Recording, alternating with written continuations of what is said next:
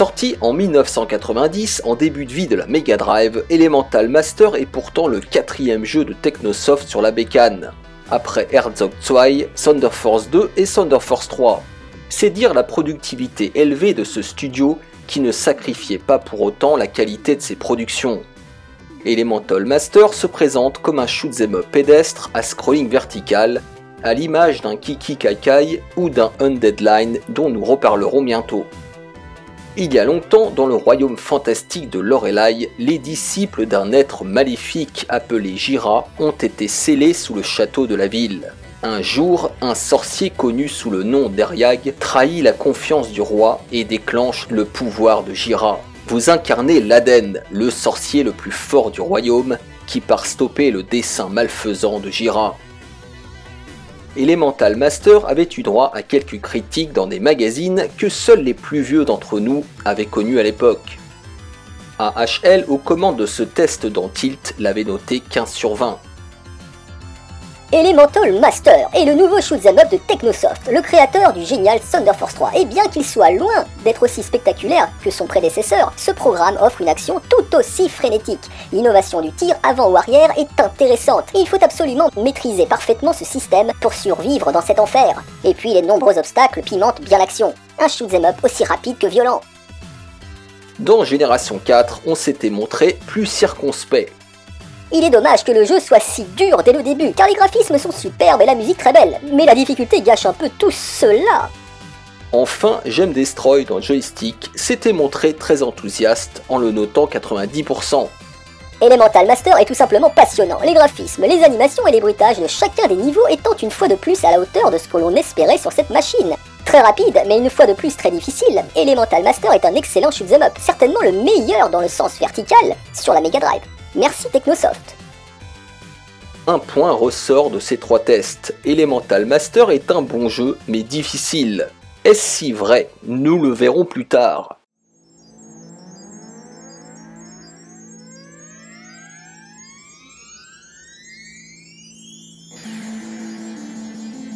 Pour ma part, c'est un titre que j'avais loupé à sa sortie, malgré tout l'amour que j'avais pour son prédécesseur Thunder Force 3. J'ai le sentiment qu'il avait été mal distribué, car je n'en avais jamais entendu parler, et ce n'est qu'en fin de vie de la console que j'avais mis la main dessus. Déjà à l'époque, Elemental Master ne brillait pas par sa réalisation technique, malgré des boss très réussis. La faute à ses environnements un peu ternes et à ses sprites parfois grossiers. Pourtant je trouve qu'il a plutôt bien vieilli. Est-ce le grain et le pixel art typique des productions Technosoft, ou l'atmosphère épique qui s'en dégage?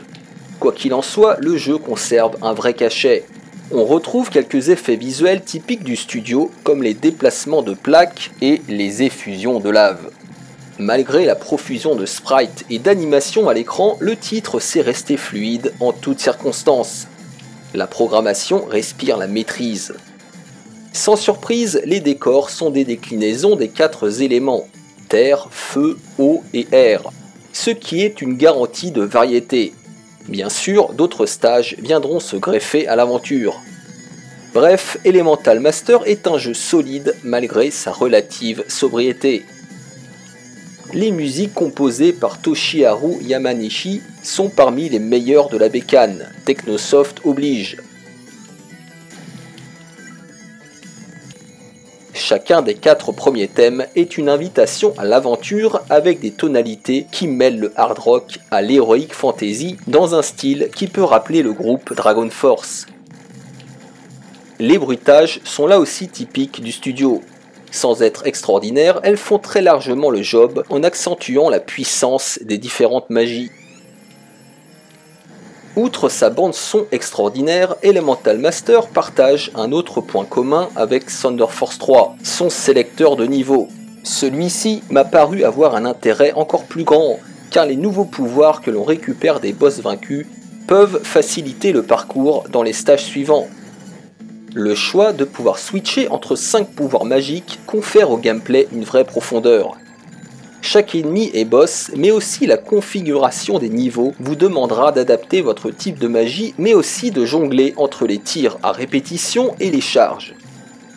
Parfois étendue ou plus étriquée, la topographie des niveaux peut tout à la fois devenir votre allié, tout comme votre ennemi, en vous tendant des pièges.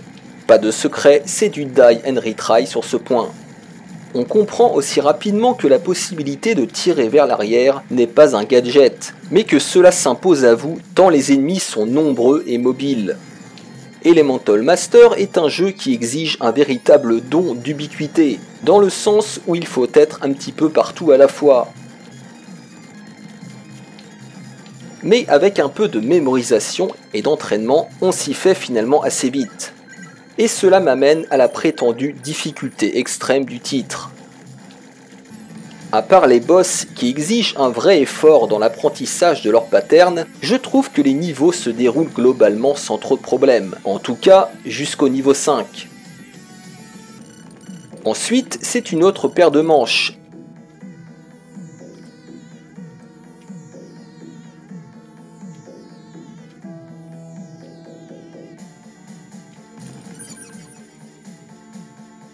Mais disons que les nombreux points de vie et items qui jonchent le sol rendent le jeu finalement assez permissif. Avec un peu de persévérance, le titre n'a rien d'insurmontable.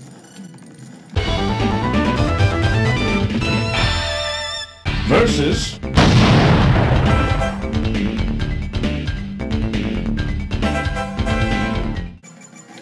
Sorti en 1992 dans l'indifférence générale, Undead Line est en quelque sorte le petit frère caché d'Elemental Master. Comme j'en ferai un test en bonne et due forme, je ne vais pas développer ce versus, mais une chose est certaine. Si Elemental Master est dur, alors Undead Line l'est encore plus.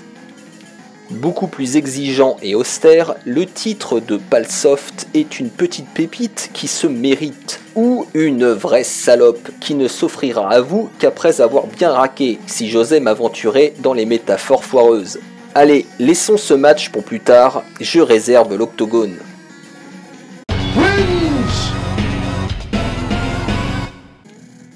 Après Thunder Force 3, Technosoft réitère l'exploit de fournir un deuxième grand classique de la Mega Drive.